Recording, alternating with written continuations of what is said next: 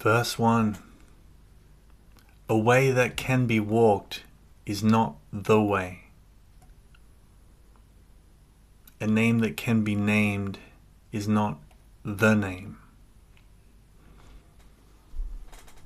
Tao is both named and nameless. As nameless, it is the origin of all things. As named, it is the mother of all things.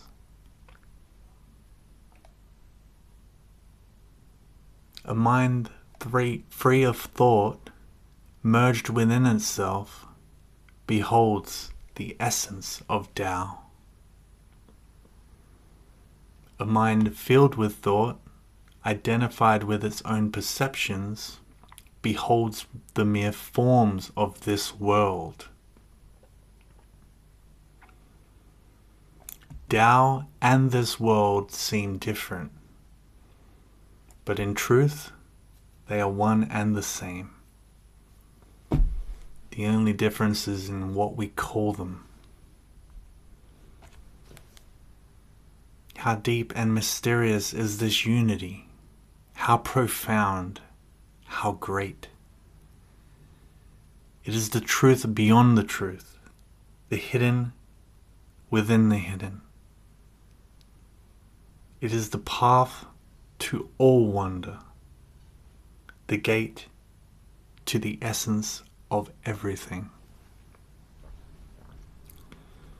Verse 2. Everyone recognizes beauty only because of ugliness.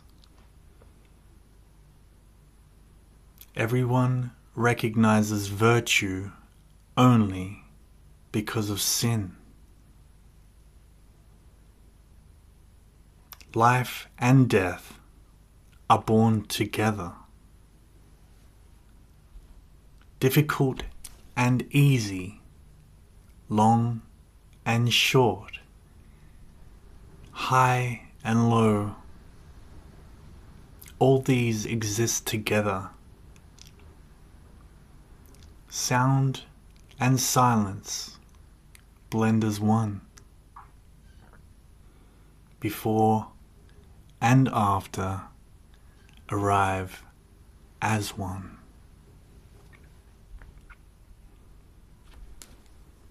The sage acts without action and teaches without talking.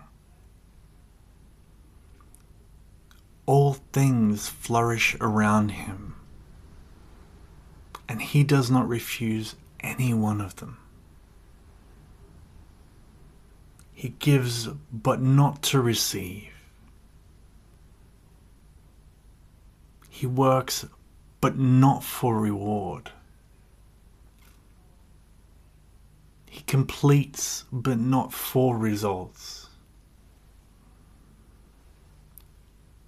He does nothing for himself in this passing world, so nothing he does ever passes. I'll just say that again. He does nothing for himself in this passing world, so nothing he does ever passes. Verse 3.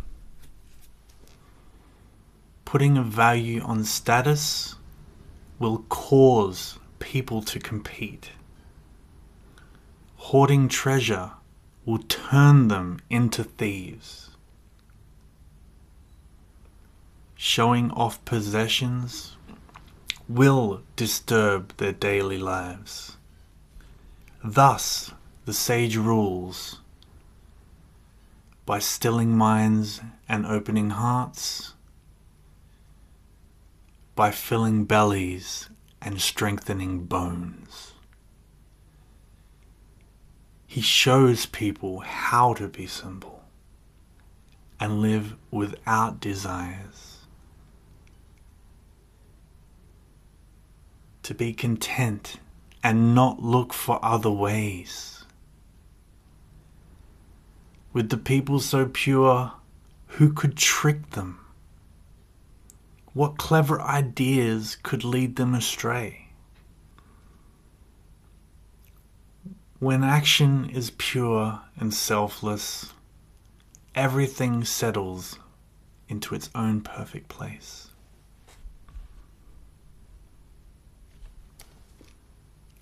Verse 4. Tao is empty, yet it fills every vessel with endless supply.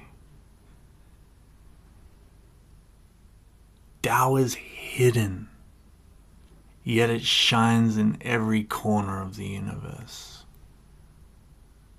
With it, the sharp edges become smooth. The twisted knots loosen. The sun is softened by a cloud. The dust settles into place. So deep, so pure, so still, it has been this way forever. You may ask, whose child is it? But I cannot say. This child was here before the great ancestor. Verse 5. Heaven and earth have no preference. A man may choose one over another, but to heaven and earth all are the same. The high, the low, the great, the small, all are given light. All get a place to rest. The sage is like heaven and earth. To him, none are especially dear, nor is there anyone he disfavors. He gives and gives without condition, offering his treasure to everyone. The universe is like a bellows. It stays empty, yet is never exhausted. It gives out, yet always brings forth more. Man is not like this. When he blows out air like a bellows, he becomes exhausted. Man was not made to blow out air. He was made to sit quietly and find the truth within. Verse 6. Endlessly creating, endlessly pulsating. The spirit of the valley never dies. She is called the hidden creator. Although she becomes the whole universe, her immaculate purity is never lost. Although she assumes countless forms, her true identity remains intact. Whatever we see or don't see, whatever exists or doesn't exist, is nothing but the creation of this supreme power. Tao is limitless, unborn, eternal.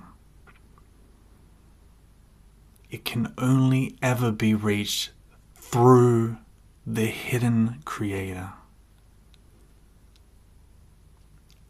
She is the very face of the Absolute, the gate to the source of all things eternal. Listen to her voice, hear it echo through creation. Without fail, she reveals her presence. Without fail, she brings us to our own perfection. Verse 7. Heaven is ancient. Earth is long-lasting. Why is this so? Because they have no claims to life. By having no claims to life, they cannot be claimed by death. The sage puts his own views behind, so ends up ahead. He stays a witness to life, so he endures. What could he grab for that he does not already have? What could he do for himself that the universe itself has not already done? Verse 8. The best way to live is to be like water. For water benefits all things and goes against none of them. It provides for all people and even cleanses those places a man is loath to go. In this way, it is just like the Tao. Live in accordance with the nature of things. Build your house on solid ground. Keep your mind still. When giving, be kind. When speaking, be truthful. When ruling, be just. When working, be one-pointed. When acting, remember, timing is everything. One who lives in accordance with nature does not go against the way of things. He moves in harmony with the present moment, always knowing the truth of just what to do. Verse 9. Grabbing and stuffing, there is no end to it. Sharpen a blade too much, and its edge will soon be lost. Fill a house with gold and jade, and no one can protect it. Puff yourself with honor and pride, and no one can save you from a fall. Complete the task at hand. Be selfless in your actions. This is the way of heaven. This is the way to heaven. Verse 10. hold fast to the power of the One. It will unify the body and merge it with the Spirit. It will cleanse the vision and reveal the world as flawless. It will focus the life force and make one supple as a newborn. As you love the people and rule the state, can you be free of self-interest? As the gates of heaven open and close, can you remain steadfast as a mother bird who sits with her nest?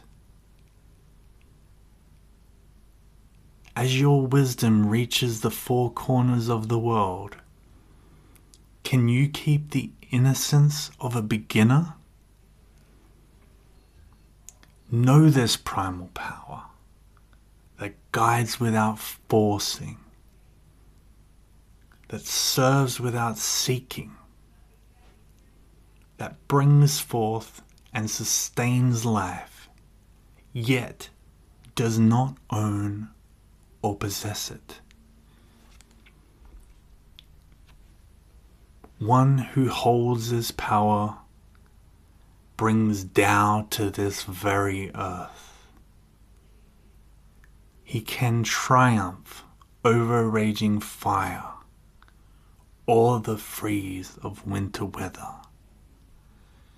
Yet, when he comes to rule the world, it's with the gentleness of a feather. Verse 11. Wu is nothingness, emptiness, non-existence. 30 spokes of a wheel all join at a common hub. Yet only the hole at the center allows the wheel to spin. Clay is molded to form a cup, yet only the space within allows the cup to hold water. Walls are joined to make a room, yet only by cutting out a door and a window can one enter the room and live there. Thus, when a thing has existence alone, it is mere dead weight. Only when it has Wu does it have life. Verse 12. The 5 colors blind the eye. The 5 tones deafen the ear. The 5 flavors dull the palate. Racing, hunting, and galloping about only disturb the mind. Wasting energy to obtain rare objects only impedes one's growth.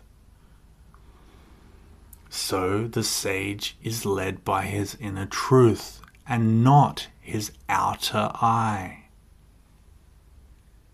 He holds to what is deep and not what lies on the surface. Verse 13. Be wary of both honor and disgrace. Endless affliction is bound to the body. What does it mean, be wary of both honor and disgrace? Honor is founded on disgrace, and disgrace is rooted in honor. Both should be avoided. Both bind a man to this world. And that's why it says, be wary of both honor and disgrace. What does it mean? Endless affliction is bound to the body. Man's true self is eternal, yet he thinks, I am this body, I will soon die. This false sense of self is the cause of all his sorrow. When a person does not identify himself with the body, tell me, what troubles could touch him? One who sees himself as everything is fit to be the guardian of the world. One who loves himself as everyone is fit to be teacher of the world. Verse 14. Eyes look but cannot see it. Ears listen but cannot hear it. Hands grasp but cannot touch it. Beyond the senses lies the great unity, invisible, inaudible, intangible. What rises up appears bright. What settles down appears dark. Yet there is neither darkness nor light, just an unbroken dance of shadows. From nothingness to fullness, and back again to nothingness. This formless form, this imageless image, cannot be grasped by mind or mind. Try to face it. In what place will you stand? Try to follow it. To what place will you go? Know that which is beyond all beginnings, and you'll know everything here and now. Know everything in this moment, and you will know the eternal Tao.